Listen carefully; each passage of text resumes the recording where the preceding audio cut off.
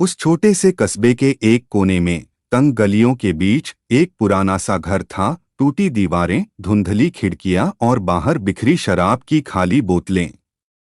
यही घर था रघु का, जिसे पूरे कस्बे में लोग नशेड़ी रघु के नाम से जानते थे। कभी वह एक मेहनती, हंसमुख और जिम्मेदार आदमी था, पर पिछले 5-6 सालों से उसका जीवन शराब के अंधकार में ऐसा डूबा कि वह खुद भी नहीं जानता था कि किस दिशा में जा रहा है। सुबह होते ही उसके भीतर बेचैनी उठती, हाथ कांपते, सिर भारी रहता और मन एक ही बात सोचता कि कब दुकान खुलेगी और कब बोतल हाथ में आएगी। उसकी पत्नी मीरा जितना हो सकता था उतना सहती रही। पहले वह समझाती, फिर विनती करती, फिर रोती, पर रघु के मन पर जैसे कोई ताला लगा था। हर शाम वह दोस्तों के साथ बैठता, बोतलें खुलती और नशे का धुआं उसके जीवन को और भी घना बना देता। घर लौटता तो लड़खड़ाता हुआ, कभी गालियां, कभी झगड़ा, कभी हाथापाई। मीरा हर रात भय में सोती और हर सुबह टूटे मन से जागती। उनके 2 बच्चे रवि और पायल पिता को देखकर सहम जाते। रवि ने तो कई बार अपने दोस्तों से कहना ही छोड़ दिया कि उसका पिता जिंदा है। पायल का दिल हर दिन डर से भर जाता कि न जाने कब घर में क्या हो जाए। धीरे धीरे घर की आर्थिक स्थिति भी खराब होने लगी। रघु ने एक छोटी सी दुकान खोली थी, पर नशे के चलते या तो वह दुकान देर से खोलता या अक्सर बंद ही रखता। ग्राहक दूर होने लगे, कर्ज बढ़ने लगा और घर का खर्च मीरा के हाथों से निकलता जा रहा था। पड़ोस वाले भी ताने देने लगे, यह आदमी सुधरेगा नहीं, इसकी घरवाली बेचारी है, पता नहीं कैसे जीती है। मीरा अनसुना कर देती, लेकिन उसकी आंखों में छुपी वेदना किसी से छिपी नहीं थी। एक रात जब रघु ने हद से ज्यादा नशा कर लिया और घर लौटते हुए गिर पड़ा, उसका सिर फूट गया। मीरा ने कांपते हाथों से उसे उठाया, पट्टी की, पानी दिया और चुपचाप बैठकर रोती रही। उसकी आंखों में 2 ही सवाल थे, क्या यह आदमी कभी बदलेगा? क्या हमारा घर कभी सुधरेगा? अगले दिन सुबह जब रघु का सिर भारी था और शरीर टूटा टूटा लग रहा था, तभी दरवाजे पर दस्तक हुई। बाहर से उसकी माँ आई थी, बूढ़ी और झुर्रियों से भरा चेहरा, पर आंखों में एक अनकहा दुख। उसने रघु को देखा और भारी आवाज में बोली, बेटा, तू खुद को मार रहा है और अपने परिवार को भी। यह रास्ता तुझे कहीं नहीं ले जाएगा।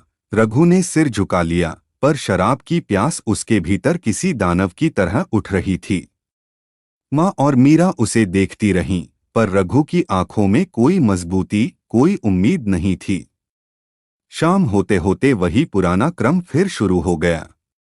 रघु दोस्तों के साथ बैठा, बोतल हाथ में लिए हंस रहा था, पर भीतर कहीं खालीपन था जो उसे और पीने पर मजबूर करता। उसकी जिंदगी पूरी तरह नशे के अंधेरे में डूब चुकी थी, इतना गहरा कि उसे खुद भी रोशनी की कोई किरण नजर नहीं आती थी। उसी अंधेरी जिंदगी में एक सुबह ऐसी किरण उभरने वाली थी जो धीरे धीरे उसके भाग्य को बदल देगी। एक ऐसी किरण जो उसके जीवन का रुख नशे की राह से हटाकर भक्ति, प्रेम और प्रकाश की राह पर ले जाएगी। पर यह शुरुआत होने वाली थी, बहुत जल्द। एक छोटी सी उम्मीद की किरण। सवेरे की धूप जब बरसती, तब भी रघु की आंखों में थकावट बनी रहती, पर उस दिन कुछ अलग था। दरवाजे पर आई माँ की आंखों में जो तीखी चिंता थी, उसने मीरा के भीतर भी कुछ जगाया था। मीरा ने कठोर निर्णय लिया कि अब वह चुप नहीं बैठेगी। उसने अपने कंधों पर जो ढेर उठा रखा था, उसे हल्का करने का साहस दिखाने की कोशिश की। वह खेत के कामों में और लग गई, बच्चों के लिए खाना पकाया और सब कुछ व्यवस्थित करने की कोशिश की, पर उसका मन बार बार उस आदमी के पास लौटता जो पहले उसका पति और बच्चों का पिता था। दोपहर के समय मीरा ने गांव के बुजुर्ग चाचा से बात की, उसी से जिसने हमेशा गहन सलाह दी थी। चाचा ने कहा, मीरा, जब आदमी अपने बनावट से हटकर बर्बादी की ओर जाता है, तब उसे सीधी नसीहत और स्नेह दोनों चाहिए। सत्संग ने कई बार ऐसे मन बदल दिए हैं। गांव में अगले हफ्ते राधास्वामी सत्संग आ रहा है, ले चलो रघु को। मीरा का मन झकझोर उठा। उसने सोचा, क्या सच में कोई शब्द रघु के भीतर की आग बुझा पाएगा? पर उम्मीद ने फिर भी दवा की तरह काम किया। उसने रघु को मनाने की योजना बनाई।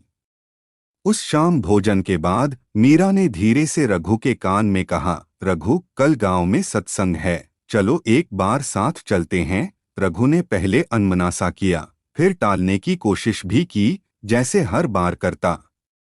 पर मीरा की टोन में कुछ अलग था। वो कठोर नहीं थी, पर दृढ़ थी। उस रात रघु के मन में हल्का सा शोर उठा। वह जानता था कि उसे बदलना चाहिए, पर आदतें इतनी जकड़ी हुई थीं कि वे टूटने का नाम नहीं लेती। फिर भी उठने से पहले किसी अचाहे डर के साथ उसने माँ की आंखों में झांका। माँ का चेहरा नर्म था, पर उसमें एक अनकही प्रार्थना झलक रही थी, बेटा लौट आओ। आखिर डर और मोहब्बत के बीच कुछ टूटकर रघु ने हामी भर दी। अगले दिन सुबह वे तीनों, मीरा, रघु और रवि, सत्संग स्थल पहुंचे। वहां की हवा में एक अलग तरह की गंभीरता और शांति थी। लोग सहज और विनम्रता से बैठे थे। किसी के चेहरे पर चिंता कम और प्रशांति ज्यादा थी।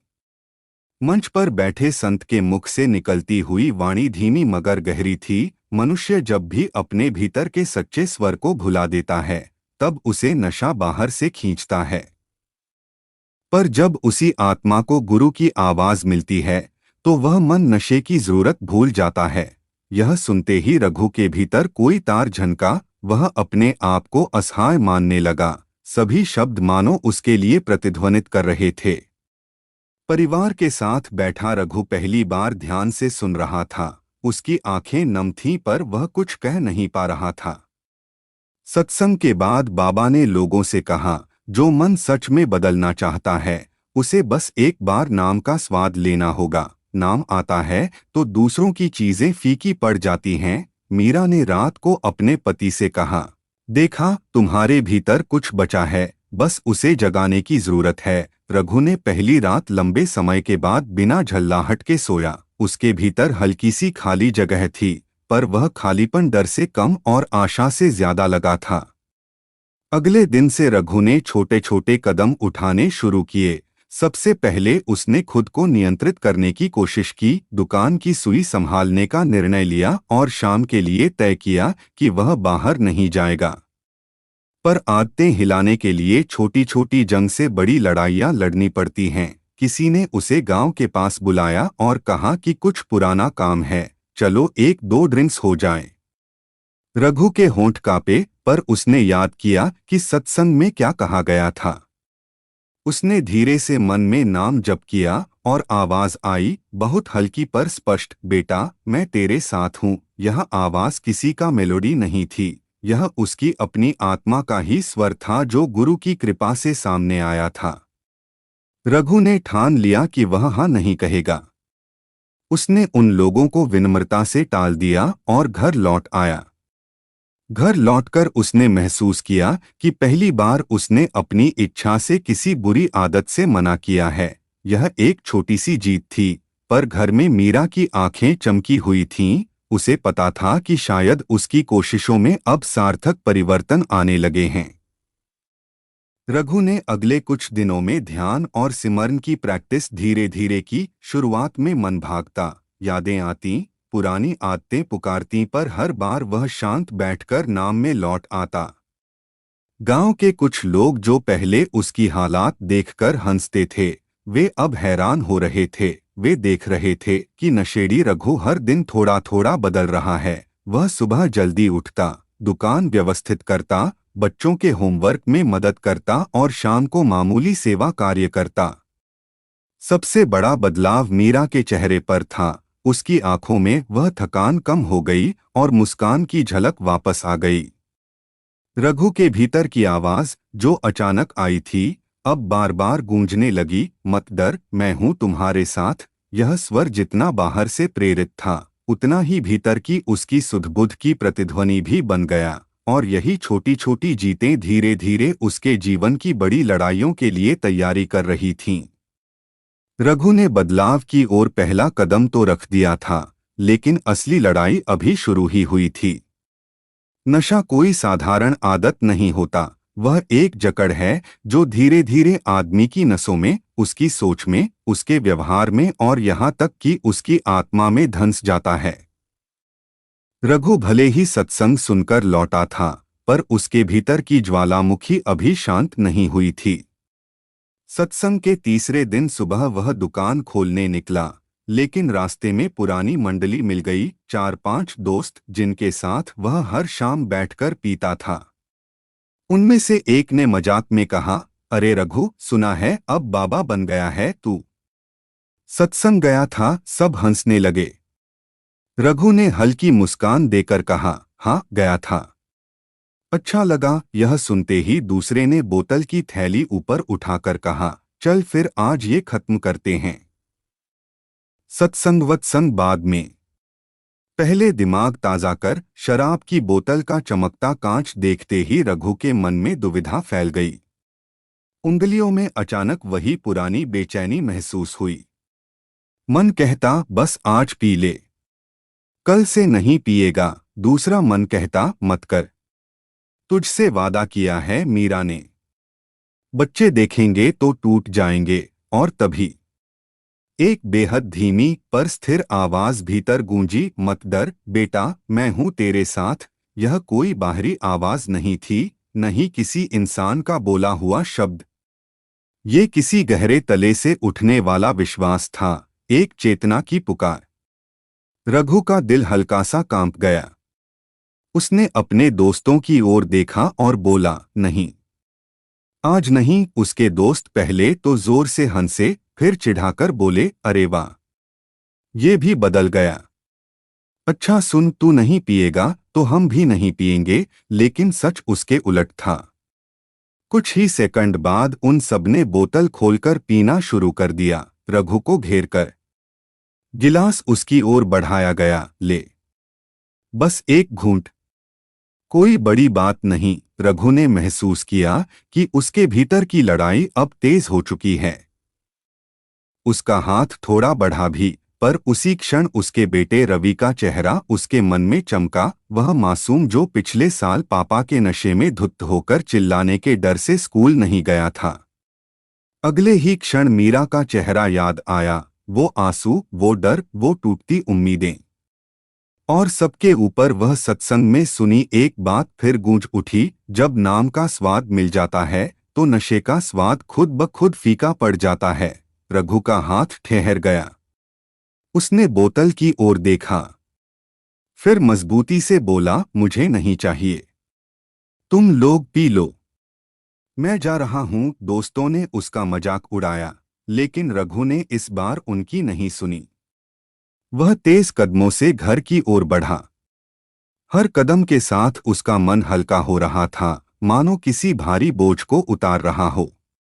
घर के पास पहुंचकर उसने पहली बार महसूस किया कि एक बुरी आदत से मना करना कितना कठिन होता है और उसे जीतना कितना सुखद। जब वह अंदर गया, मीरा रसोई में चूल्हा जलाती दिखी।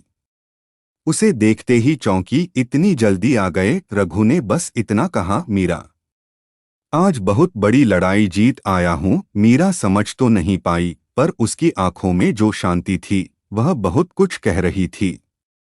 रात को जब बच्चे सो चुके थे, रघु ने मीरा को सब बताया। मीरा सुनते सुनते रो पड़ी, खुशी के आंसू, राहत के आंसू, उन उम्मीदों के आंसू जो सालों बाद फिर से जाग उठे थे। अगले दिन रघु ने दुकान समय से खोली। वह पहली बार बिना कांपते हाथों के ग्राहकों से बात कर रहा था। शाम को उसने बच्चों के साथ बैठकर होमवर्क करवाया। गांव वालों ने भी पहली बार देखा कि रघु शांत दिख रहा है, किसी तरह का झगड़ा, गुस्सा या नशे का असर नहीं। लेकिन असली परीक्षा अभी बाकी थी। रात होते होते उसके भीतर वही पुरानी तलब फिर उठने लगी। मन बेचैन, पैरों में खिंचा, जैसे कोई अदृश्य शक्ति उसे पुराने रास्ते की ओर धकेल रही हो। रघु ने खुद को कमरे में बंद कर लिया। उसने आंखें बंद कीं। और उसी भक्ति में डूबने की कोशिश की जिसकी झलक सत्संग में मिली थी। उसके भीतर फिर वही आवाज आई, मत डर, मैं हूं तुम्हारे साथ। उसके शरीर से पसीना बहता रहा, पर उसने हार नहीं मानी। वह पूरी रात बेचैनी से लड़ता रहा, पर सुबह होते होते वह दुबली जीत फिर उसके नाम हुई। यह उसकी दूसरी जीत थी, और अब उसकी भीतर की लौ स्थिर होने लगी थी। यह शुरुआत थी उस बड़े परिवर्तन की जिसकी झलक अभी किसी को नहीं थी, यहाँ तक कि रघु को भी नहीं। रघु लगातार 2 जीत पा चुका था, लेकिन वह स्वयं जानता था कि यह सफर आसान नहीं होगा।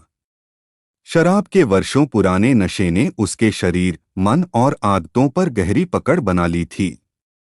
1-2 दिन की हिम्मत उसे जीवन भर की आज़ादी नहीं दे सकती थी।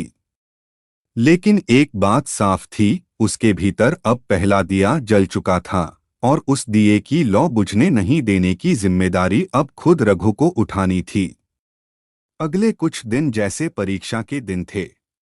कभी अचानक खालीपन उसे घेर लेता, कभी शरीर में बेचैनी दौड़ती, कभी सिर दर्द से भारी रहता। ऐसा लगता मानो शराब उसके शरीर का हिस्सा बन चुकी थी और अब निकलते हुए उसे कष्ट दे रही थी।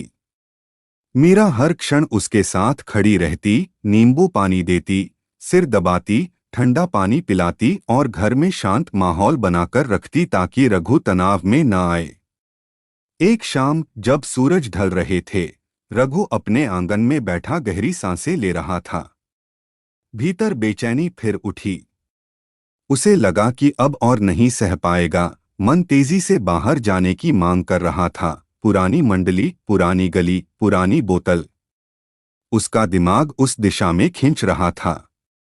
तभी पायल उसके पास आई। उसकी छोटी हथेलियों में एक फूल था, छोटा सा लेकिन ताजा। पापा, ये मैंने आपके लिए तोड़ा है, पायल ने मासूमियत से कहा। रघु ने फूल लिया। उस छोटे से फूल की सुगंध जैसे उसकी आत्मा तक उतर गई हो। उसे अचानक याद आया, उसने कितने वर्षों से अपनी बेटी को ऐसे मुस्कुराते नहीं देखा था। उसकी आंखें भर आईं। उसने पायल को गोद में उठाया और बस इतना कहा, पापा कोशिश कर रहे हैं बेटा, तुम्हारे लिए। पायल की मुस्कान रघु के लिए किसी औषधि से कम नहीं थी। उस क्षण उसे महसूस हुआ कि वह शराब छोड़ने की सिर्फ अपनी नहीं, बल्कि परिवार की भी लड़ाई लड़ रहा है। उस रात भोजन के बाद मीरा ने धीरे से कहा, रघु, कल फिर सत्संग है, चलेंगे? रघु ने थोड़ा सोचा। शरीर थका था, मन भी टूटा हुआ, लेकिन भीतर से कोई उसे धकेल रहा था, हाँ कह दो, वही जगह है जहां तुम्हें ताकत मिलेगी। उसने सिर हिलाकर हामी भर दी। अगले दिन वह, मीरा और बच्चे सत्संग स्थल पहुंचे। वहां बैठते ही रघु को एक अनकही शांति महसूस हुई। बाबा जी मंच पर बैठे थे, उनका चेहरा शांत था, आवाज सौम्य और स्थिर।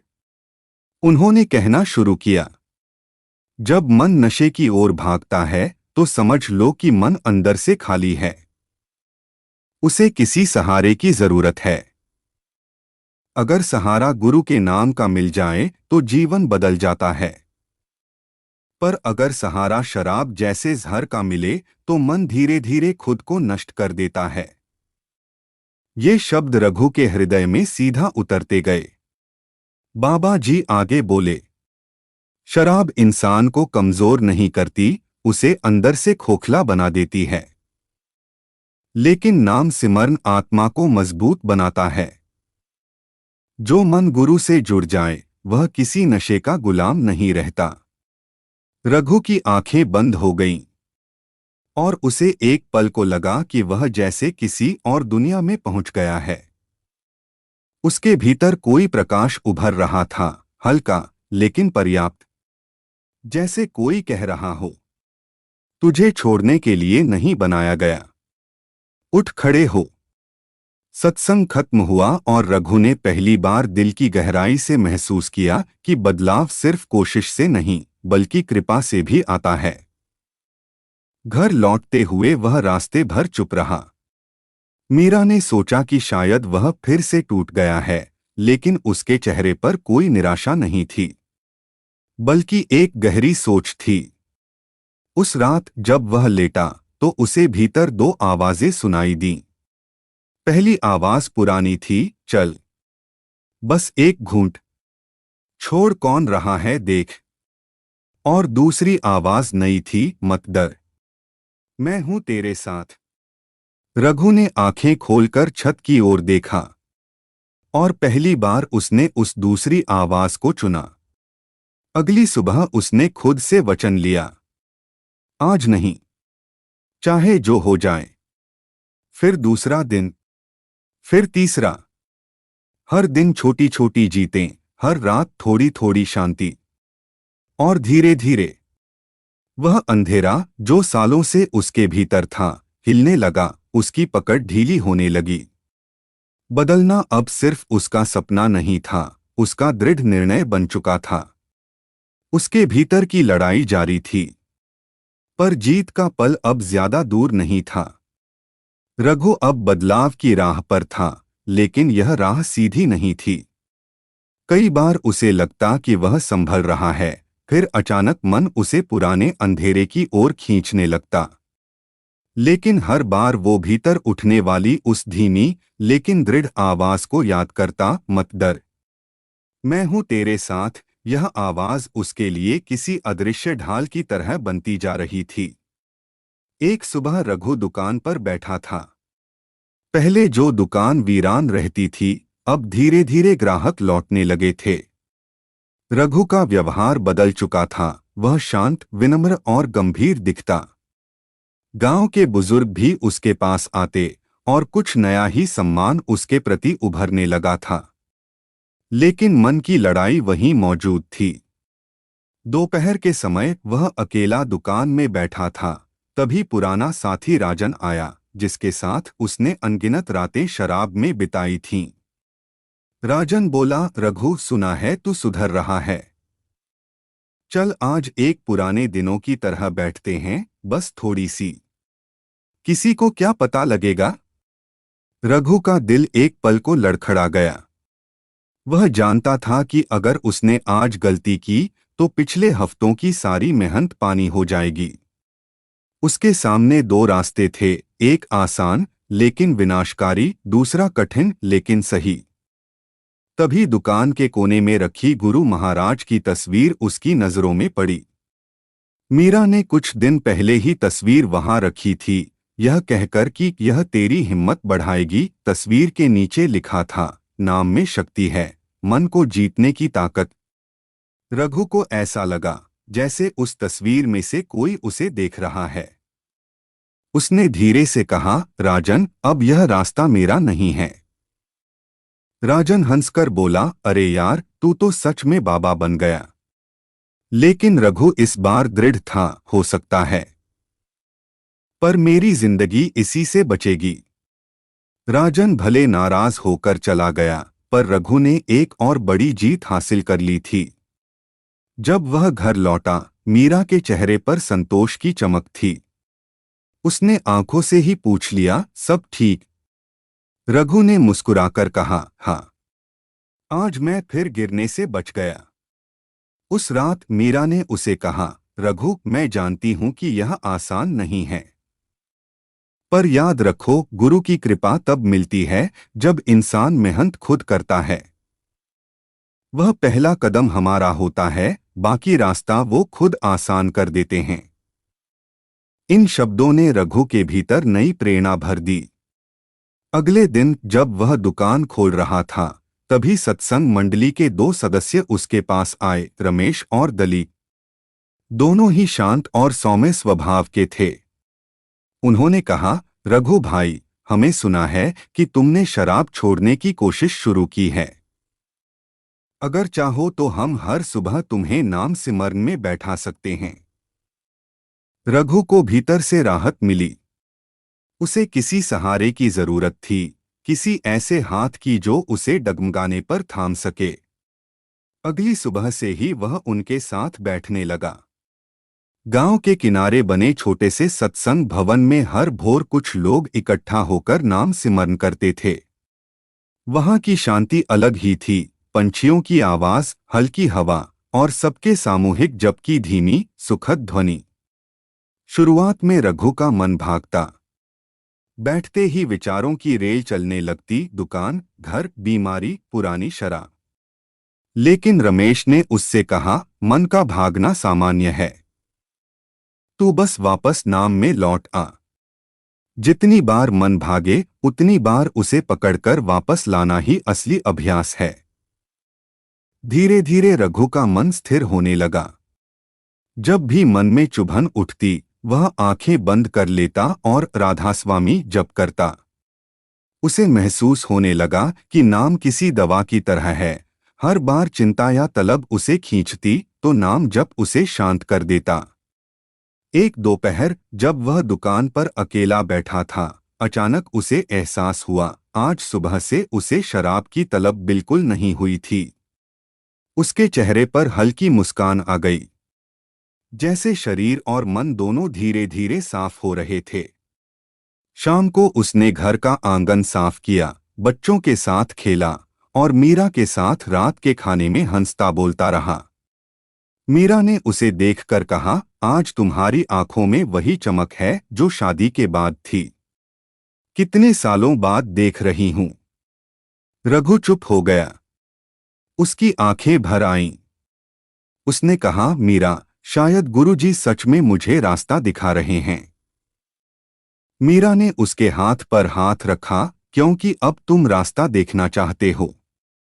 इस घर में कई सालों बाद सुकून का पल आया था।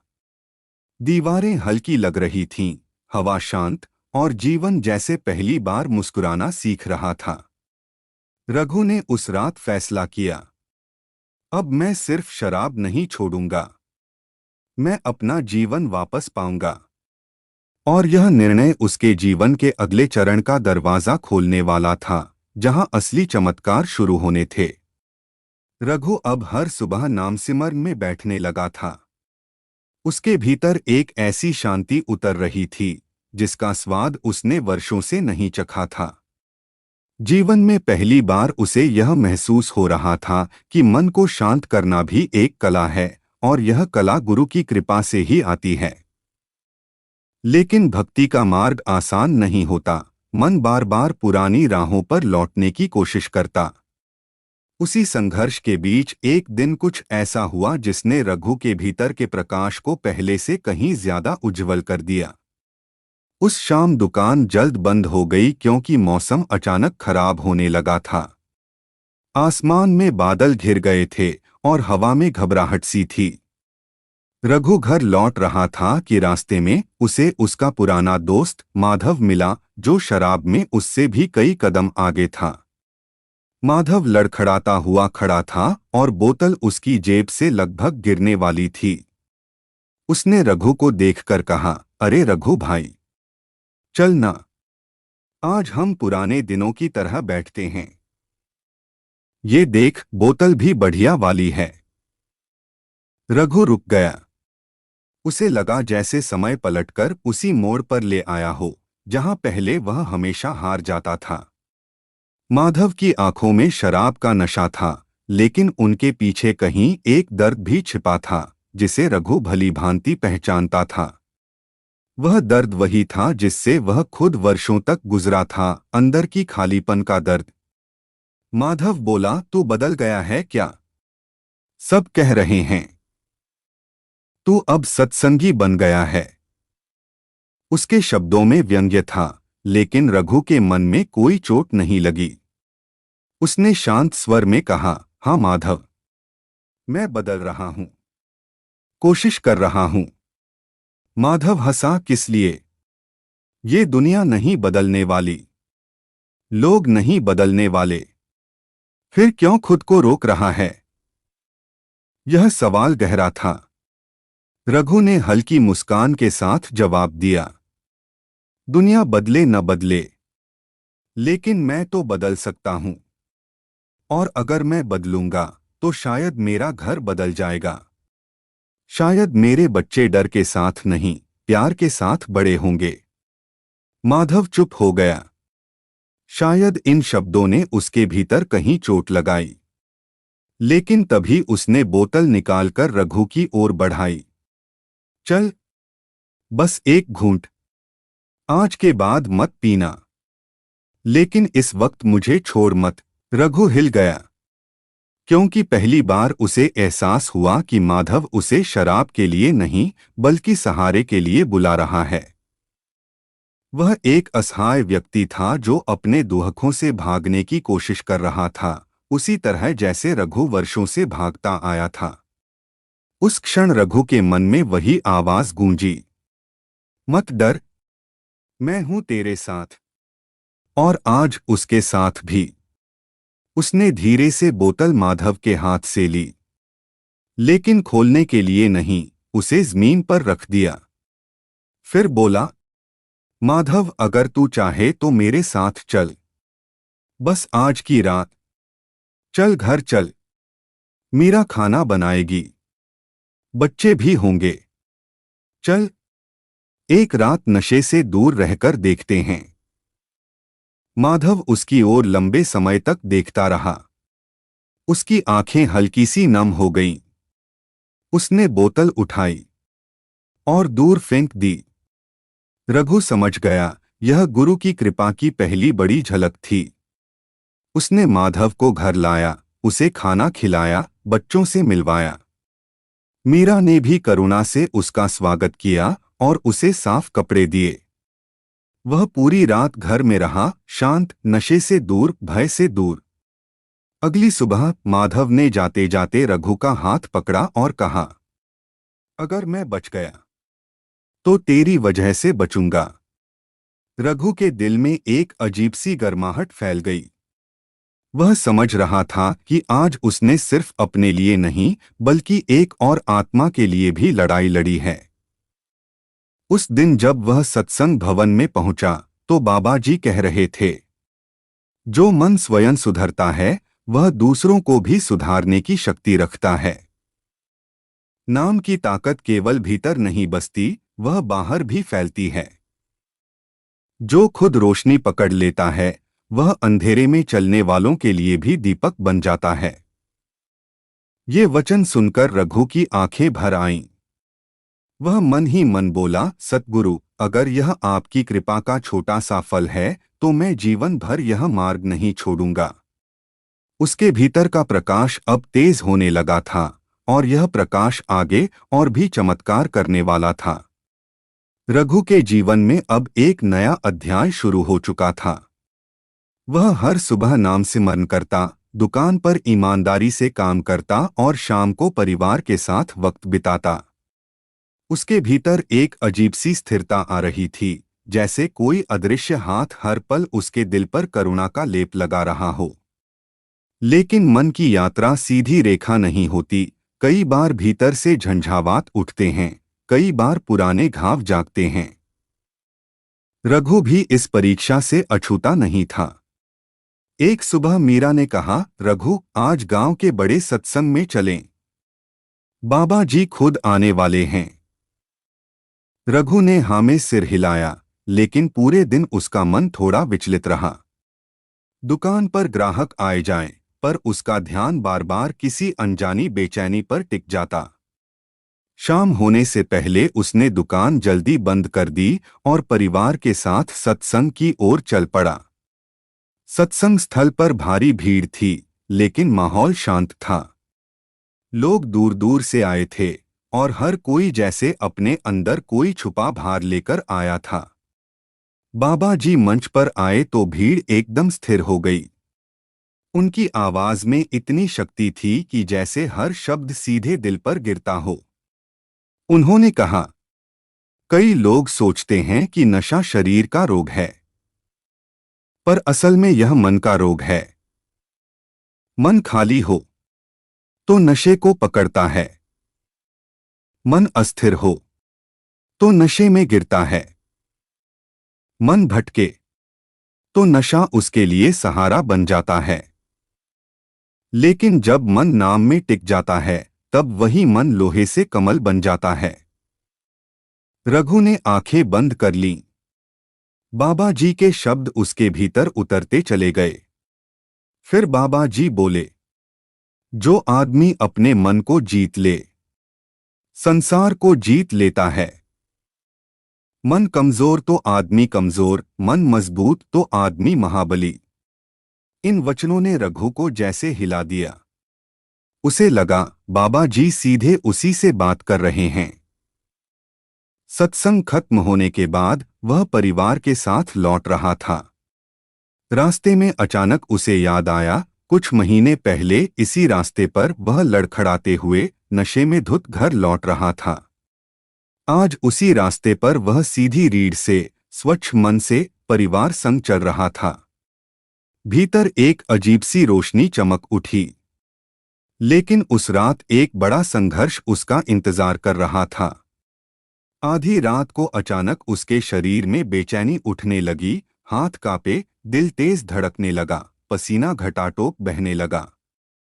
यह नशा छोड़ने का एक बड़ा झटका था, जो कई बार महीनों बाद भी लौट आता है। मन ने फुसफुसाया, बस थोड़ी सी पी ले, दर्द शांत हो जाएगा। रघु बिस्तर पर उठ बैठा। उसने खुद को दीवार से टिकाया। मन भीतर से चिल्ला रहा था, जा, दुकान के पीछे रखी बोतल उठा ले, बस एक घूंट। रघु के भीतर मचा यह तूफान इतना तीव्र था कि वह खुद घबरा गया। उसने घड़ी की ओर देखा, रात के 2 बजे थे। तभी उसे याद आया, बाबा जी ने कहा था, कठिन समय में नाम पकड़ लेना। वह उठा, आंगन में गया, आसमान की ओर देखा। हवा ठंडी थी, रात गहरी, लेकिन तारे उसी तरह स्थिर थे जैसे किसी बड़ी शक्ति के प्रहरी हों।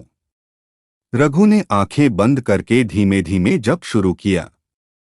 रा धा स्वाप मी, रा धा स्वाप मी। हर जप के साथ उसकी बेचैनी थोड़ी थोड़ी कम होती गई।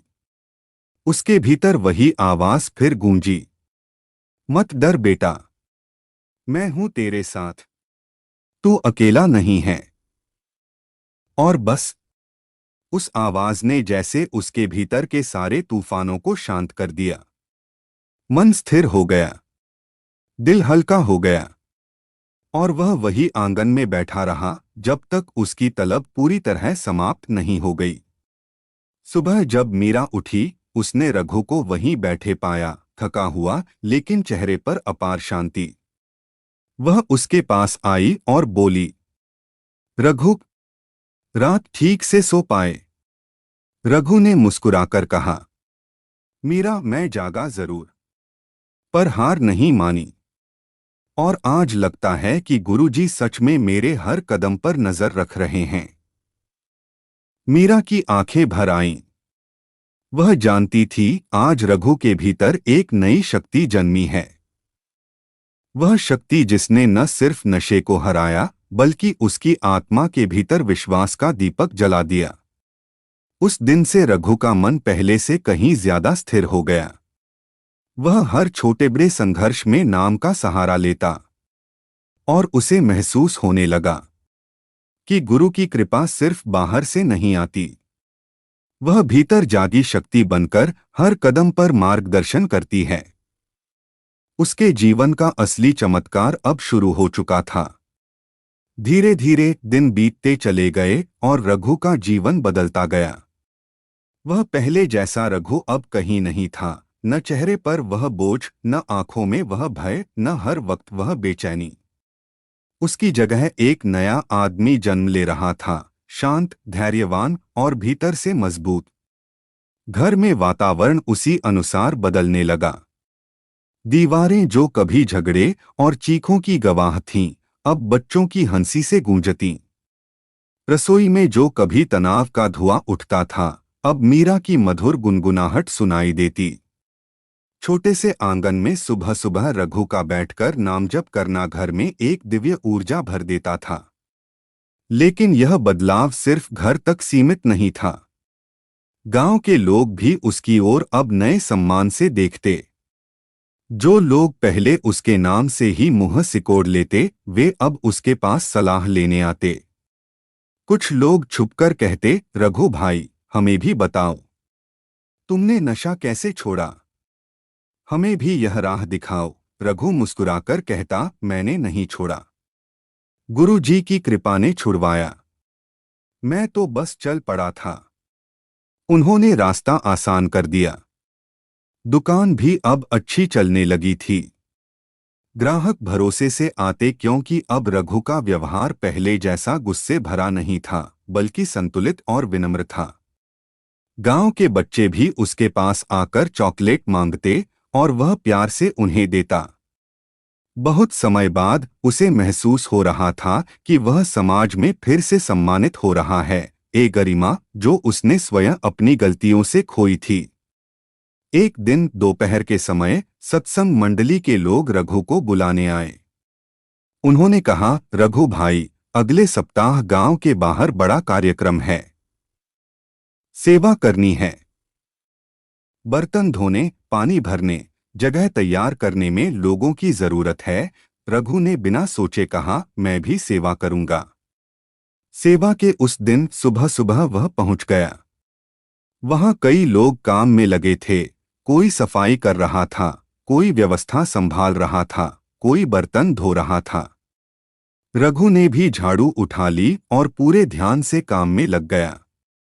जब झाड़ू लगाते हुए उसने खुद को थोड़ा दूर खड़ा देखा, तो अचानक उसके भीतर एक आवाज उठी, कभी तुम इसी हाथ से शराब उठाते थे, आज यही हाथ सेवा कर रहे हैं। उसकी आंखें भर आईं। वह झाड़ू रोककर चुपचाप बैठ गया। भीतर से भावनाओं का बांध टूट रहा था, लेकिन वह टूटना कमजोरी का नहीं, बल्कि कृतज्ञता का था। एक आदमी जो अंधेरे में डूबा था, आज प्रकाश की राह पर चल रहा था। उसी समय सत्संग के एक बुजुर्ग उसके पास आए और बोले, रघु, मन को जीतना सबसे बड़ा तप है। शराब छोड़ना आसान नहीं होता, लेकिन तुमने अपनी आत्मा की आवाज सुनी। गुरु की कृपा ऐसे ही मिलती है, जब इंसान खुद भी हाथ बढ़ाए। रघु ने हाथ जोड़ लिए। उसके मन में बाबा जी का चेहरा चमका। कार्यक्रम के दौरान एक छोटी सी घटना घटी जिसने रघु को और मजबूत बना दिया। वहां कुछ युवा लड़के आए थे, शरारती और थोड़े उग्र स्वभाव वाले। उनमें से एक ने मस्खरी करते हुए कहा, अरे ये वही रघु है ना, जो पहले पीकर गिर जाता था, अब देखो सेवा कर रहा है। जोर से हंसी छूट गई। पहले होता तो रघु गुस्से से उबल पड़ता, लेकिन वह बस मुस्कुराया।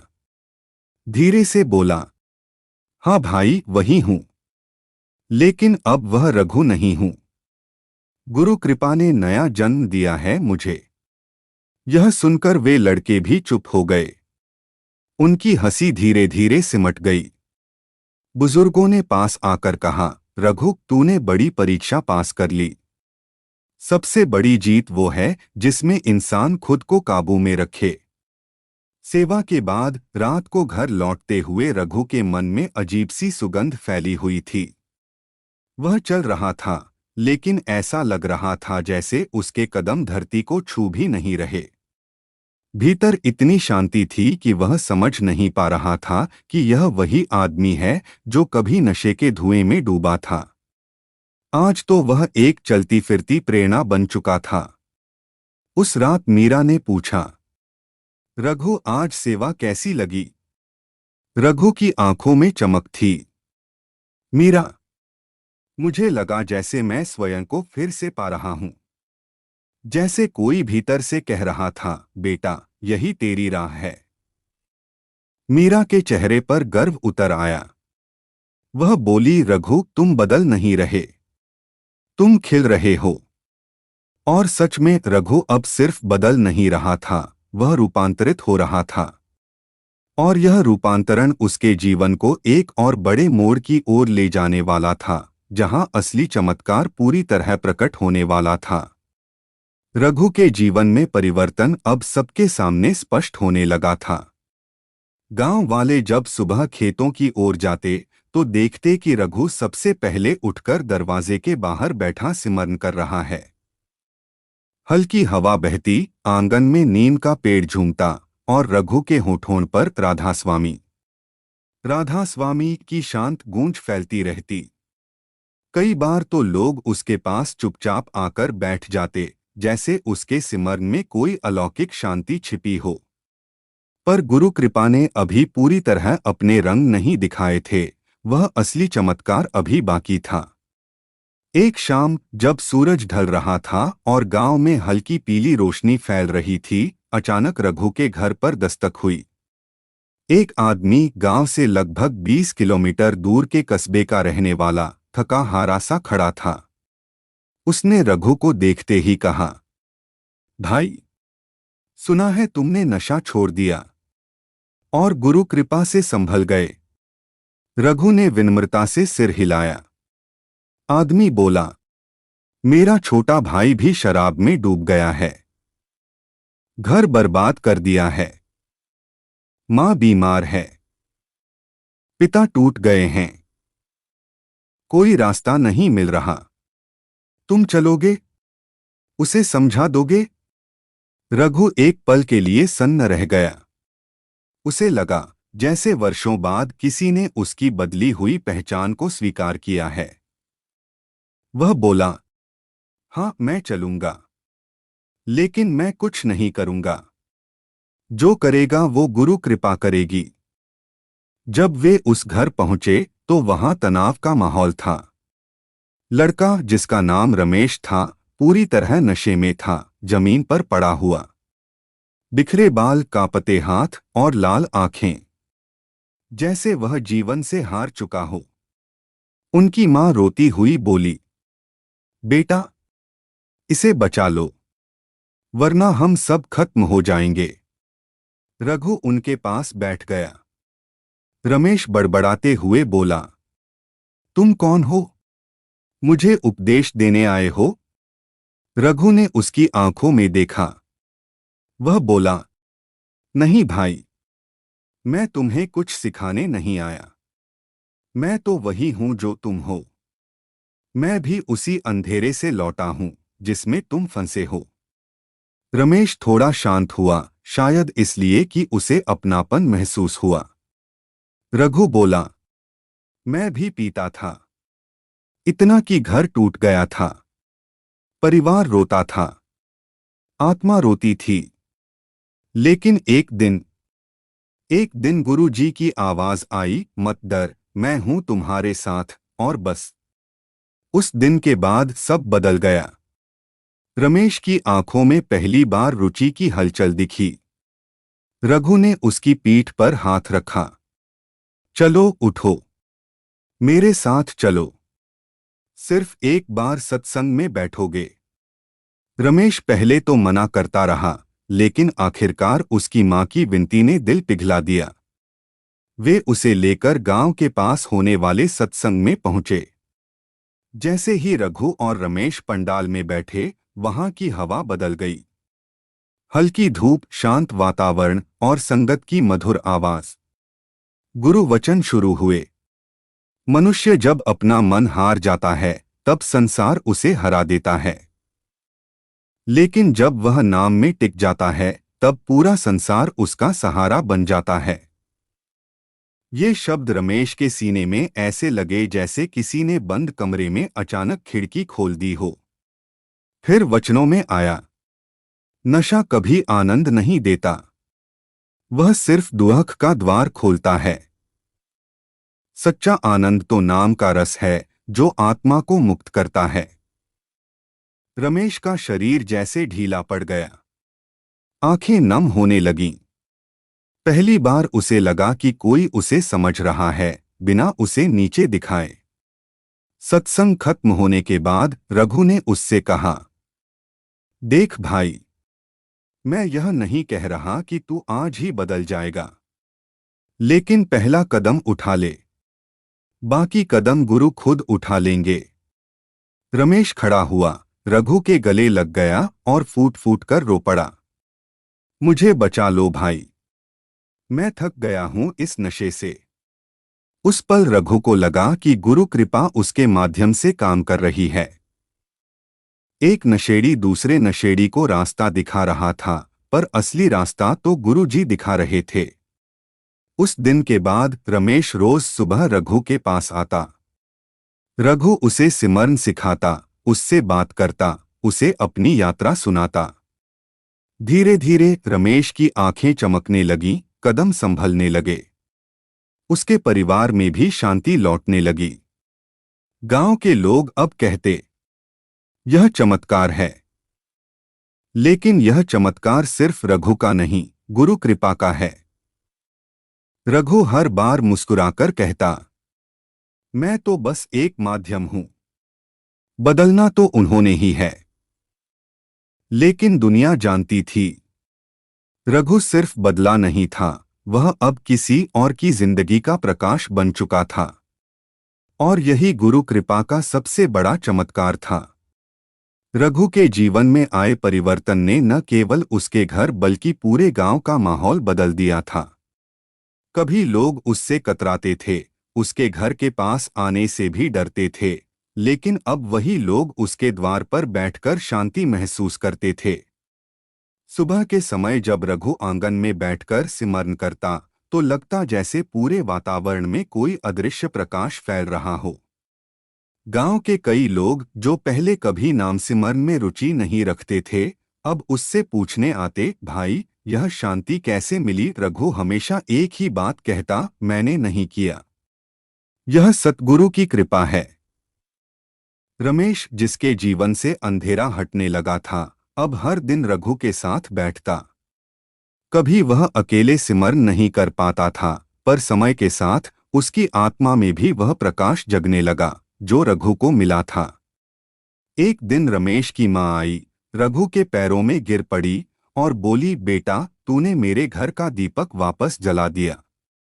मैं ये एहसान जीवन भर नहीं भूलूंगी। रघु ने उसे उठाया और कहा, मां मैं कौन होता हूं? अगर किसी ने कुछ किया है तो वह गुरु जी की कृपा है। मैं तो बस एक माध्यम बना। इन सब घटनाओं के बीच रघु के अपने घर में भी परिवर्तन का प्रकाश गहराता जा रहा था। मीरा, जो कभी हर रात रोते रोते सो जाया करती थी, अब मुस्कान से भरी रहती।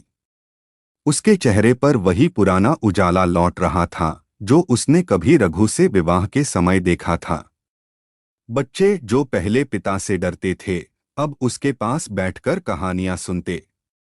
रवि, जो कभी पिता को देखकर दूर हट जाता था, अब स्कूल से लौटकर सीधे उसके पास आता और कहता, पापा आज मेरे साथ सत्संग चलोगे? पायल भी अपने छोटे छोटे हाथों से रघु का चेहरा पकड़कर कहती, पापा अब आप हमें कभी नहीं छोड़ना। रघु हर बार उनकी बातें सुनकर अंदर से भर उठता और उसकी आंखों में कृतज्ञता की चमक आ जाती।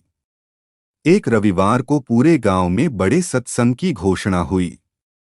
सभी लोग उत्साहित थे, लेकिन इस बार रघु के भीतर कोई अलगसी उमंग थी। उसे लग रहा था कि आज का सत्संग उसके जीवन में कुछ खास संदेश लेकर आएगा। वह सुबह जल्दी उठ गया, स्नान किया, साफ कपड़े पहने और पूरे परिवार के साथ सत्संग स्थल पर पहुंच गया।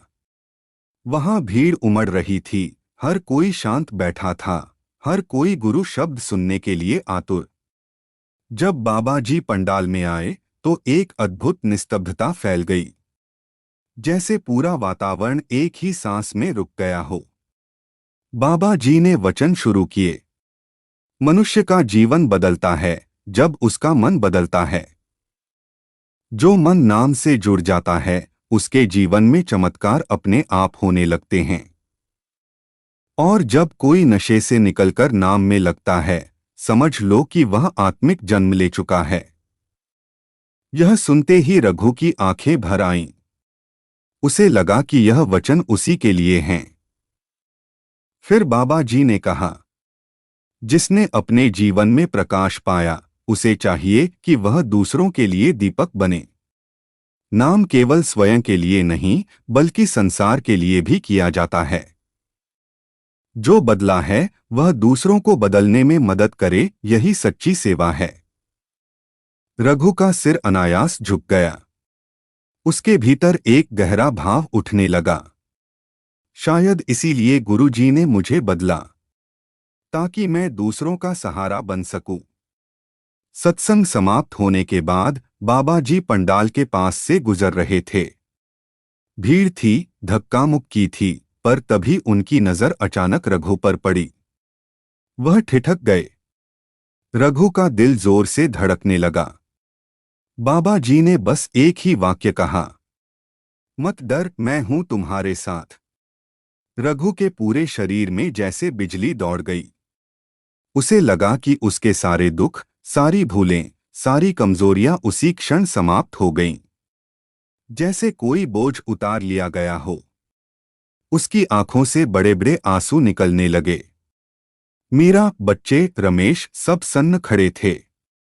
रघु उस पल को शब्दों में भी नहीं डाल सकता था।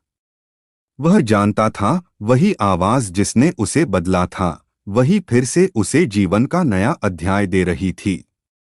उस दिन के बाद से रघु पूरे गांव में एक प्रेरणा बन गया। उसने एक छोटा सा सत्संग केंद्र बनवाया, जहां रोज शाम को लोग आते थे। वहां नशे में डूबे लोग आते, टूटे हुए दिल आते, परेशान परिवार आते, और रघु हर किसी को वही बात कहता, मैं नहीं बदला, गुरु कृपा ने बदला। अगर मैं बदल सकता हूं, तो दुनिया का कोई भी इंसान बदल सकता है। गांव धीरे धीरे शराब, कलह और गुस्से से मुक्त होने लगा। रघु का घर अब प्रेम, भक्ति और शांति का प्रतीक बन चुका था। एक नशेड़ी का जीवन भक्ति के मार्ग में बदल गया था। और यह कोई साधारण घटना नहीं थी। यह गुरु कृपा का अद्भुत चमत्कार था। एक ऐसा चमत्कार जिसने न केवल रघु को बचाया, बल्कि कई और जीवनों को रोशनी दी।